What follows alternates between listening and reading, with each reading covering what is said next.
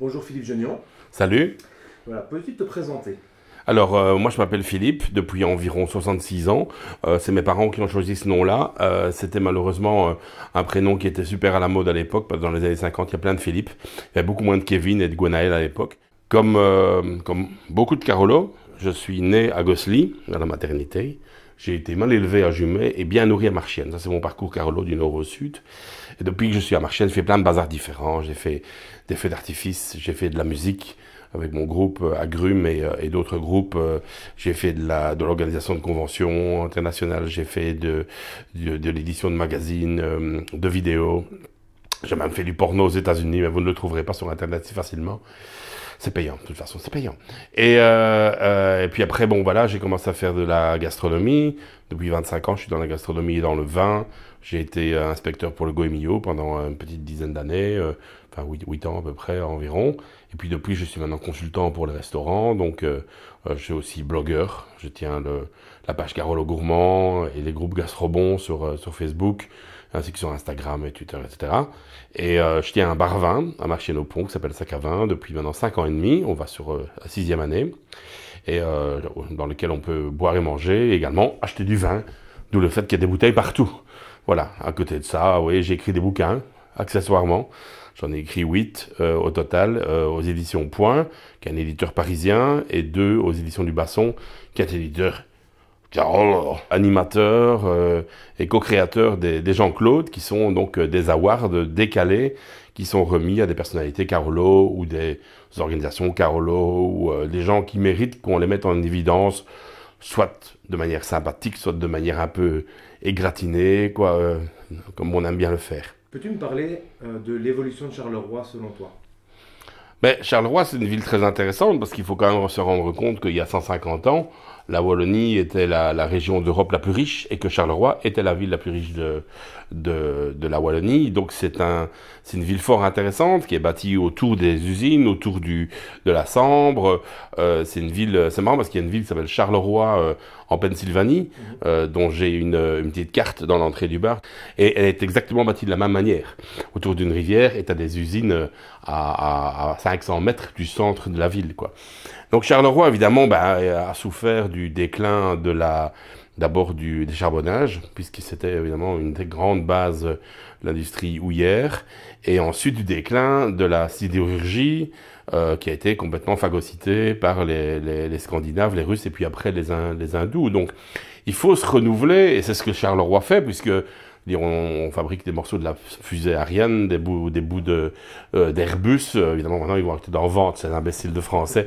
Tu vois, ils abandonnent le Concorde. Ils font le Concorde, c'est le plus bel avion du monde. Ah oui, mais l'essence coûte cher. Alors, on va arrêter. Alors, c'est bon, c'est bon.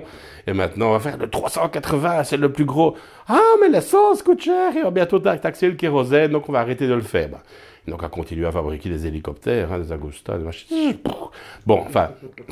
Donc Charleroi s'adapte, Charleroi va avoir une marina bientôt, donc on pourra on va faire du pédalo au boulevard Thirault, quoi. Tu vois, au lieu d'aller au barrage de l'Odeur, on dire au boulevard Thirault, faire du pédalo, tu vois bien. Inauguration de la marina avec Magnette en pédalo et un concert de Franck Olivier, évidemment, le renouveau. Et bon, après, non, Charleroi, il y a réellement un renouveau, on le dit dans la presse partout, le nouveau Berlin, machin pareil. Moi, j'ai eu la chance d'aller à Berlin en 86, avant la chute du mur. Et il y avait à Berlin-Ouest une espèce d'énergie absolue, comme si demain la guerre nucléaire pouvait avoir lieu. Tu vois, c'était une petite île qui était isolée dans l'Allemagne de l'Ouest, dans l'Allemagne de l'Est. Tu avais une autoroute entre les deux, tu devais montrer tes passeports à des douaniers avec des grands chapeaux, des miradors, des mitraillettes et tout le bazar. Tout ce qu'ils voulaient, c'est des chewing-gums ou un truc qui clignote. Ça les fascinait, les machins électroniques. Et alors, tu étais dans cette ville où tout était vraiment un creuset. Après, en 89, quand le mur est tombé, j'en ai pleuré d'émotion.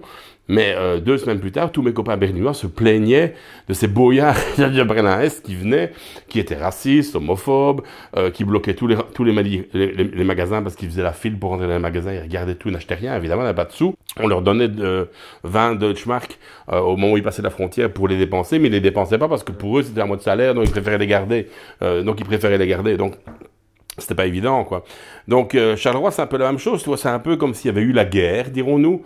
Les années 70, les années 80, c'est un peu comme s'il y avait eu la guerre, tu vois. Et maintenant, il faut tout reconstruire sur base d'une ville qui a été sinistrée. Je trouve qu'on s'en tire vraiment très bien avec des endroits comme le Rockrill, des endroits comme l'Éden, des endroits comme le BPS 22, comme Sac-à-Vin aussi. On fait partie d'un renouveau, parce que moi, j'ai des clients ici qui viennent chez Sac-à-Vin, qui viennent de Amiens, en France.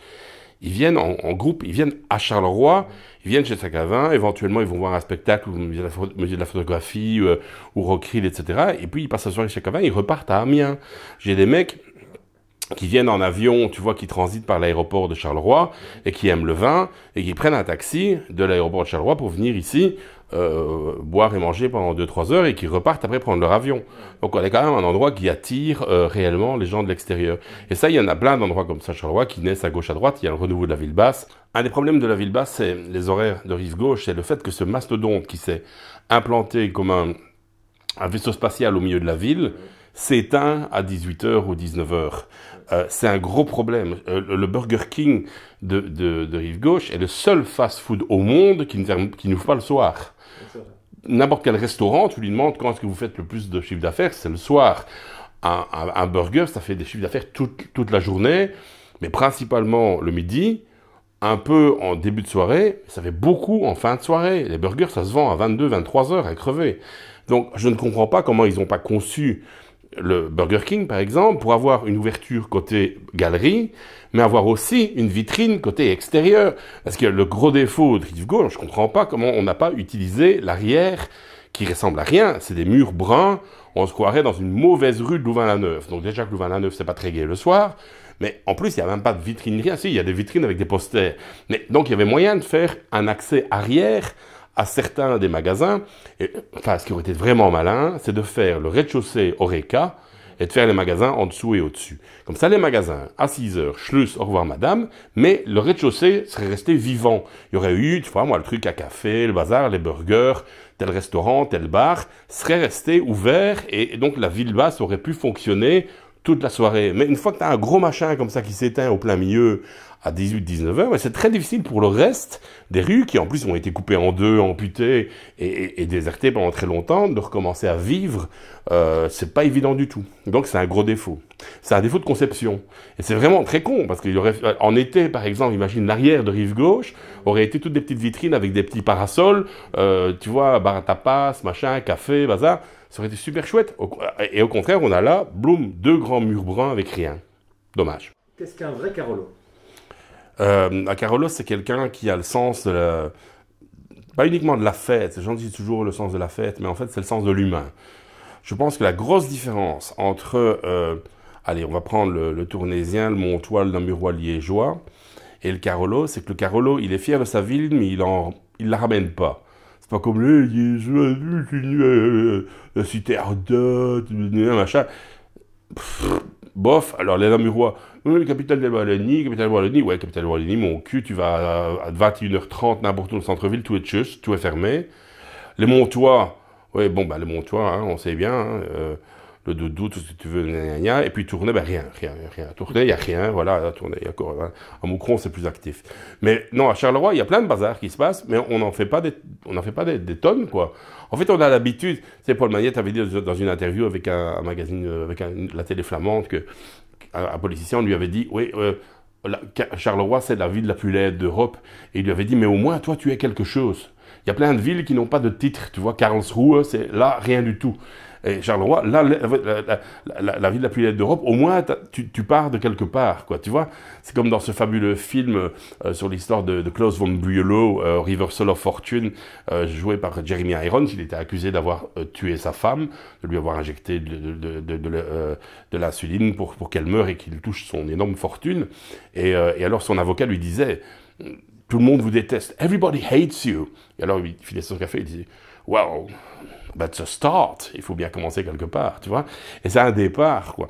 Si c'est la ville la plus laide du monde, ben au moins, tu ne peux faire qu'une chose, c'est l'améliorer. C'est comme le mec qui dit, je suis au fond de la piscine, tu donnes un coup de pied, tu ne peux que remonter. Donc, quelle excellente position. Comme je disais tout à l'heure, le fait c'est comme une ville qui aurait été détruite par une guerre, un bombardement, tu rebâtis. Mais tu essaies de rebâtir intelligemment. Donc, par exemple, mettre des boutiques à l'arrière de ville gauche, c'était une très bonne idée. Tu vois, encore ville gauche. J'ai dit tout le temps ville gauche. Hein. Il dit rive gauche, j'ai dit ville gauche. Un lapsus révélateur quand même. Hein.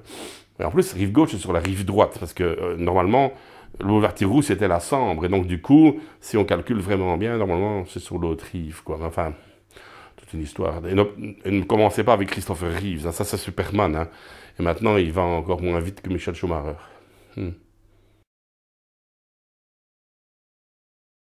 y a des choses importantes dans la vie, tu vois.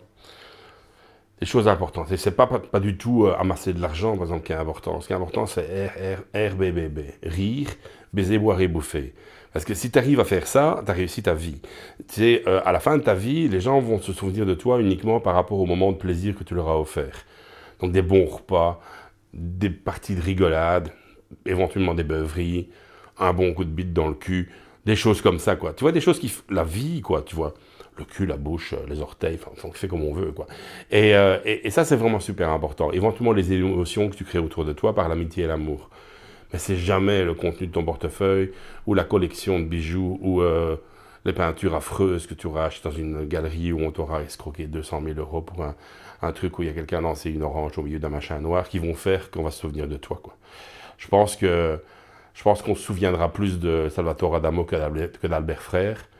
Et je pense que c'est ce que j'essaye de faire, moi, c'est de faire sourire les gens, de leur servir du bon vin, de voir qu'ils rigolent et qu'ils sont contents de manger un bon truc en écoutant de la bonne vieille musique d'avant, d'il y a longtemps. Pas celle que tu fais, c'est pas le même genre, je suis trop vieux, j'y comprends rien. Donc je peux même pas dire si c'est bon ou mauvais, j'y connais rien du tout. Mais non, moi, 62 à 86, c'est mon créneau. Mais j'applaudis des gens comme toi qui font des choses, qui essayent de renouveler, qui essayent de faire des choses à partir de Charleroi, ce qui n'est pas évident du tout. Parce que moi, chez l'an, en fait aussi, c'est bien. Et après, bon, hein, il y a des exemples un petit peu moins heureux dont nous ne parlerons pas. Eh bien, merci en tout cas, Philippe Geniot. Avec plaisir. Hein. Bonne continuation à toi. Toi aussi, hein. Et il faut grandir. Hein. Tu vas quand même pas t'appeler Louis Petit toute ta vie. Hein. Mange ta soupe. Mange ta soupe que je te dis. Allez, strike.